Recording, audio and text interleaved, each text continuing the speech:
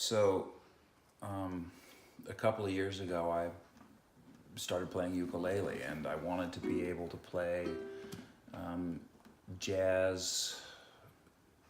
I want to play jazz ukulele, and the way that the way I learned how to do what I'm doing now is by sort of treating it as you would a new language. You know, when I learned Spanish, the first thing I did is, you learn the parts of speech. That doesn't get you very far. You learn a few words.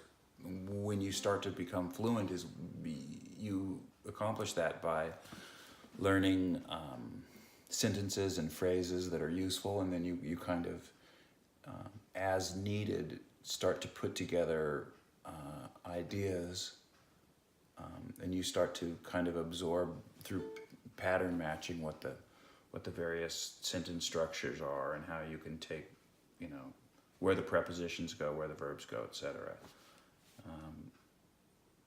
I guess what I'm getting at is the way that I've approached getting to a point where I can improvise is by learning lots and lots of different phrases that I can interchange, and I use those as the building blocks of what I do.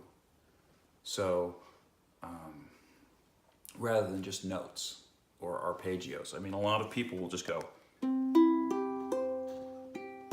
and they practice an arpeggio that way, just going through the notes in order. The notes can be or anything that you want,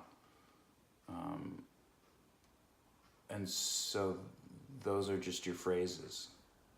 If you come up with your own stock phrases, I do this everywhere, too much really. Sometimes you start playing and you don't have enough phrases and everything starts to sound the same. But so I think the thing to do is to build a bag of phrases.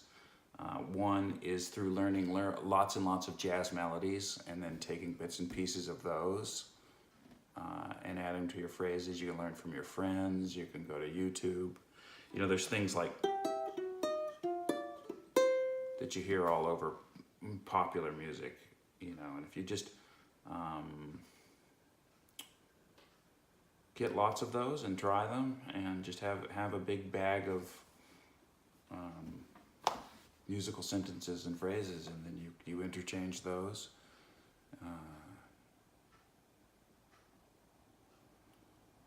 And learn lots and lots of jazz songs, lots of chord progressions and stuff like that. There aren't that many, really. Once you start to see the patterns and stuff, they're just, they vary slightly, but a lot of them are just very, very similar.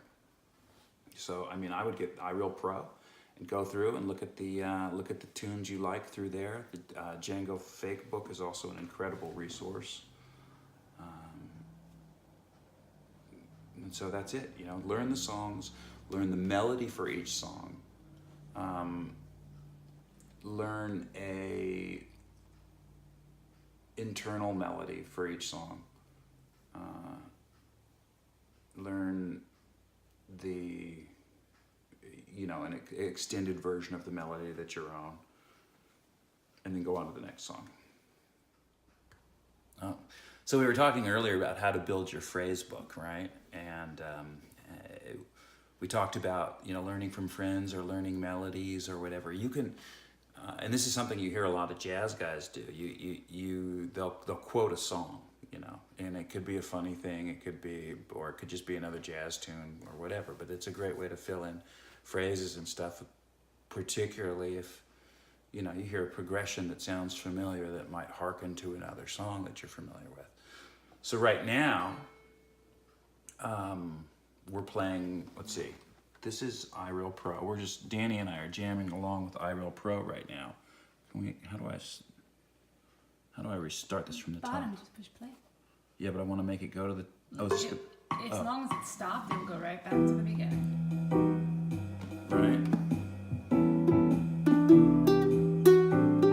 So we're just playing along with this, right? What I'm gonna do, this is, to me, this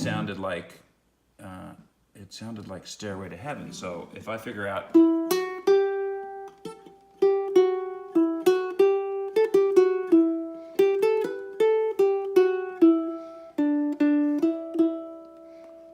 right, we can use that as the basis to sort of play along with this, right?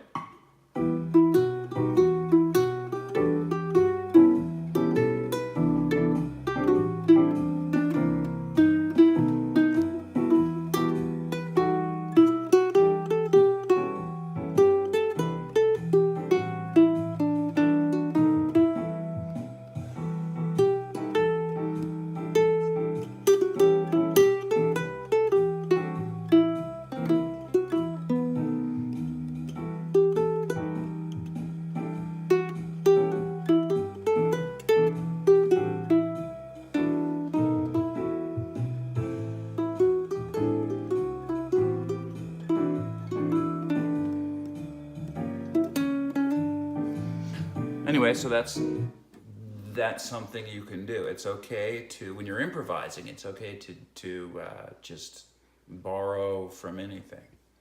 You know, a good artist borrows and a great artist steals, is what they say.